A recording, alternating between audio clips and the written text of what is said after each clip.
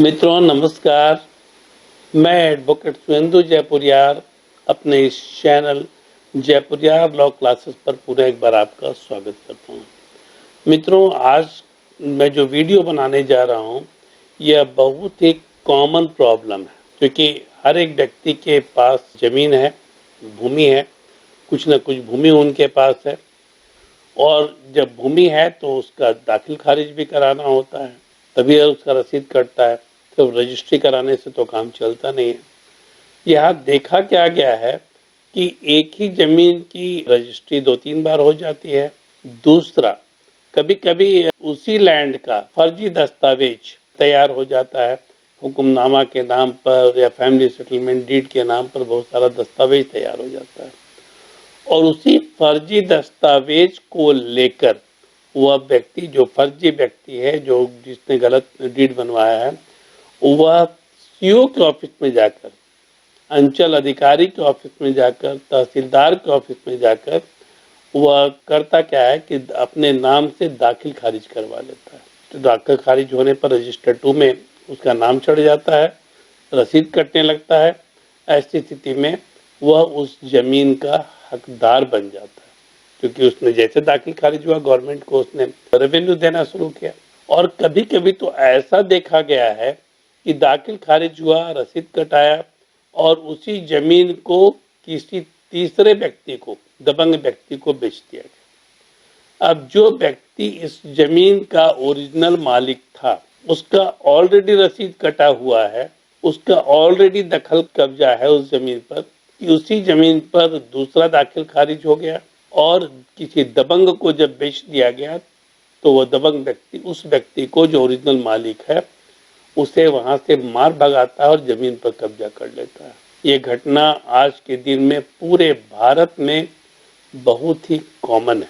अब यहाँ पर सवाल ये उठता है कि यहाँ पर रिस्पॉन्सिबिलिटी किसकी है?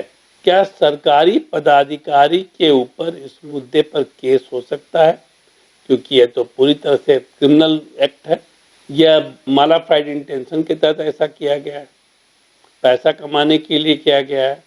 उसमें कर्मचारी से लेकर तहसीलदार तक, अंचलाधिकारी तक सभी मिले हुए होते हैं। अब यहाँ पर सवाल ये उठता है कि क्या अंचलाधिकारी के ऊपर, या फिर जो अंचल में निरीक्षक हैं, या फिर जो कर्मचारी हैं, उसके ऊपर क्या फौजदारी मुकदमा हो सकता है?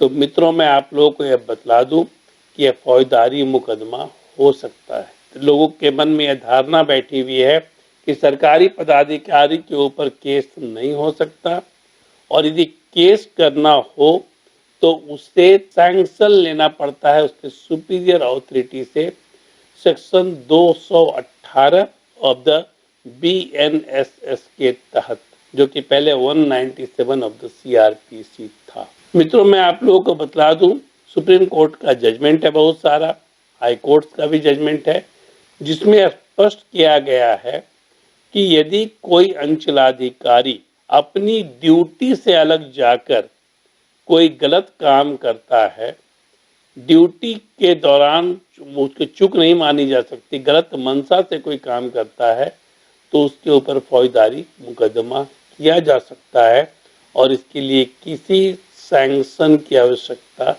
नहीं है।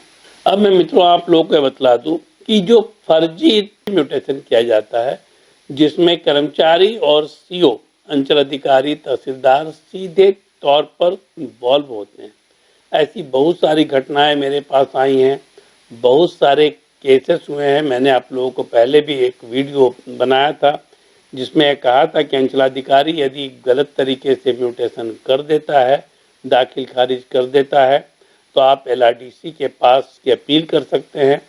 LRDC के बाद आप एडिशनल कलेक्टर के पास उसकी अपील कर सकते हैं, और उसके बाद कमिश्नर के पास अपील कर सकते हैं। लेकिन इसके साथ साथ आपको अभी बता दूं कि एडिशनल कलेक्टर के बाद आप सीधे हाई कोर्ट भी आ सकते हैं। यह बात मैं आप लोगों को बहुत पहले भी एक वीडियो में बतला चुका हूँ। यहाँ पर मैं दूसरी बात आप लोगों को बतलाने जा रहा हूँ कि यहाँ पर फौजदारी मुकदमा भी हो सकता है। अब पुराना सेक्शन है IPC का, जिसके तहत यदि कोई काम किया जाता है या फिर वो धारा यदि लगाई जाती है, तो वहाँ पर फौजदारी कानून सीधे एप्लीकेबल हो जाता है। जैसे म्यूटेशन किया गया, दाखिल खारिज किया गया, इसका मतलब है कि दस्तावेज में हेरफेर किया गया, आपराधिक षड्यंत्र किया गया, धोखाधड़ी की गई, अमानत में खयानत की गई। मतलब कि जो लैंड का कस्टोडियन है वो सीओ है, उसे दाखिल खारिज करने का अधिकार, रसीद काटने का अधिकार है, तो वो कस्टोडियन है, तो वह हमारी जमीन का और आपकी जमीन का वह मालिक है, तो उसने अमानत में खयानत की। ये सारी जो धाराएं हैं वह बहुत ही सीरियस धाराएं हैं और इस पर उनके ऊपर मुकदमा हो सकता है, फौजदारी मुकदमा हो सकता है और 7 साल तक की सजा भी हो सकती है। ये सारे सेक्शंस क्या क्या है, पहले मैं आप लोग को आईपीसी के सेक्शन बतलाता हूँ। आईपीसी का section 420, section 467, 468, 471, section 120B, section 166, 167 और सेक्शन 409, ये सारे जो है वो धोखाधड़ी, फौजदारी और यह आपराधिक षड्यंत्र के मामले के तहत आते हैं।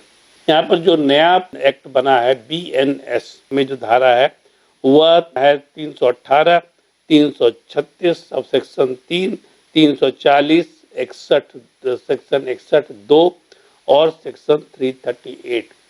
यह भी धोखाधड़ी, आपराधिक षड्यंत्र और धोखेबाजी, इन सारी चीजों से सारी धाराएं जुड़ी हुई है।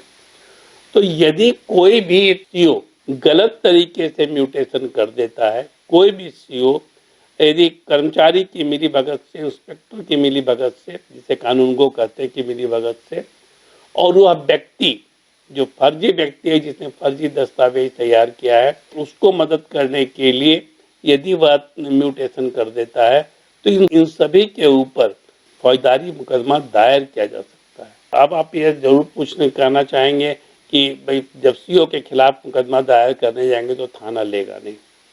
थाना नहीं भी लेता है तो कोई बात नहीं, आप जाके सीजीएम के यहाँ कंप्लेन केस कर सकते हैं और सीजीएम को जैसे ही वो सारे दस्तावेज को दिखाया जाएगा वो कंप्लेन केस को दर्ज करेगा और केस में कॉग्निजेंस ले लेगा, क्योंकि सुप्रीम कोर्ट का आदेश है और सेक्शन 2018 के तहत यह कहा गया है, जो प्रोटेक्शन दिया गया है सीओ को या फिर सरकारी पदाधिकारियों को, उसमें कहा गया है कि सरकारी कार्य के दौरान यदि कोई भूल चूक होती है, शब्द सुनिएगा, भूल चूक होती है, तब ऐसी स्थिति में उसके ऊपर मुकदमा नहीं दायर किया जा सकता। यहाँ पर प्रोटेक्शन मिला हुआ है, लेकिन यदि मुकदमा दायर करना हो तब ऐसी स्थिति में सैंक्शन लेना पड़ता है उसके सुपीरियर अथॉरिटी। लेकिन यदि जानबूझकर फौजदारी की गई हो तो वह मेंस रिया के तहत आता है, मतलब कि वह गलत मंशा से उस काम को किया गया है, मालाफाइड इंटेंशन से उस काम को किया गया है, जो सेक्शंस मैंने आप लोगों को पहले बताया, तब उसके तहत उसके ऊपर फौजदारी मुकदमा दायर किया जा सकता है। बहुत सारे केस में इसमें सीओ को सजा भी हुई है। अब इसमें मैं कुछ सुप्रीम कोर्ट का जजमेंट आपको कोट करना चाहूँगा, जिसमें कहा गया है कि यदि मेंस रिया के तहत गलत नियत के तहत कोई काम सीओ करता है, ठीक है, या कर्मचारी करता है या इंस्पेक्टर करता है, तब ऐसी स्थिति में उसे प्रोटेक्शन नहीं दिया जा सकता, बल्कि उसके ऊपर सीधे सीधे मुकदमा दायर होगा। सबसे पहले मैं आपको आता हूँ 2009 के एक केस पर, state of UP versus Parasnath Singh. ये 2009 का केस है। 2009 में सुप्रीम कोर्ट जर्नल्स में एससीसी में ये वॉल्यूम 9 में रिपोर्टेड है, पेज नंबर 372 में, जिसमें स्पष्ट तौर पर कहा गया है कि यदि कोई व्यक्ति जानबूझकर, सरकारी पदाधिकारी जानबूझकर कोई गलत काम करता है तो उसे मालाफाइड इंटेंशन के तहत करता है तो उसके ऊपर फौजदारी मुकदमा दायर हो सकता है, उसे 197 के तहत प्रोटेक्शन नहीं मिल सकता है। दूसरा है Chandan Kumar Basu versus state of Bihar, यह 2014 का मामला है और यह एसीसी में रिपोर्टेड है। इसमें भी कमोबेशी यही कहा गया है कि 197 के तहत इन्हें प्रोटेक्शन नहीं मिल सकता यदि मालाफाइड इंटेंशन के तहत इन्होंने काम किया है तो। और अभी एक और केस है आसिफ इकराम वर्सेस स्टेट ऑफ झारखंड। इसमें झारखंड हाई कोर्ट ने इसी तरह का फैसला सुनाया और अभी 2024 में एक केस हुआ है सदाक्षरी वर्सेस स्टेट ऑफ कर्नाटका का। यह क्रिमिनल अपील नंबर 257 ऑफ 2024 है, जिस पर जजमेंट दिया है ऑनरेबल जस्टिस अभय एस ओक ने और ऑनरेबल जस्टिस उज्जवल भुइयां ने। उन्होंने स्पष्ट तौर पर कहा है कि यदि गलत नियत से कोई भी सरकारी पदाधिकारी, सीओ को सीधे लिया गया है कि कोई भी सरकारी पदाधिकारी यदि गलत नियत से कोई काम करता है, किसी कार्य को अंजाम देता है, तो वह मेंसरिया की श्रेणी में आता है और उससे सेक्शन 218 ऑफ द BNSS के तहत प्रोटेक्शन नहीं दिया जा सकता और उसके ऊपर फौजदारी मुकदमा किया जा सकता। तो मित्रों, मैं आप लोगों को बता दूं कि मेरे पास बहुत सारे म्यूटेशन के केसेस आते रहते हैं और लगातार आ रहे हैं, जहां पर सीओ ने गलत नियत के तहत, मालाफाइड इंटेंशन के तहत अपना फायदा लेने के लिए जो जेन्युइन टेनेंट हैं, जो जेन्युइन मालिक हैं जमीन के, उनको हरास किया, उनका नाम उस पर हटा दिया और फर्जी दस्तावेज के आधार पर उसने किसी और व्यक्ति का म्यूटेशन कर दिया। वैसे केसेस में हाई कोर्ट से मैंने बहुत सारे जजमेंट को कराया हुआ है, जहां पर वह म्यूटेशन रद्द होता है, सीओ के ऊपर कार्रवाई का आदेश होता है। तो मित्रों, यदि आप भी ऐसे किसी भी केस में पीड़ित हैं, यदि आपकी भी जमीन समझिए लूट ली गई है सरकारी पदाधिकारियों के मदद से, तब ऐसी स्थिति में आप उनके ऊपर क्रिमिनल केस कर सकते हैं। तो उम्मीद करता हूं कि आप लोगों को उसमें राहत मिलेगी। इसके बावजूद यदि आप लोगों को किसी सलाह की जरूरत हो तो नीचे नंबर 1 दिया हुआ है, आप मेरे जो कोऑर्डिनेटर हैं उनसे संपर्क कर सकते हैं और या आप मेरे से मुफ्त में सलाह भी इसमें प्राप्त कर सकते हैं। मैं आप लोगों को जो मैसेज है उसमें वह सारी चीज़ों को आप लोगों को बता दूंगा और समय मिलेगा तो आपकी व्यक्तिगत प्रॉब्लम को समझते हुए मैं उस पर भी वीडियो बनाकर अपलोड कर दूंगा। यदि आप लोगों को यह वीडियो पसंद आया है तो अपने मित्रों को भी शेयर करें और चैनल को सब्सक्राइब जरूर करें। धन्यवाद।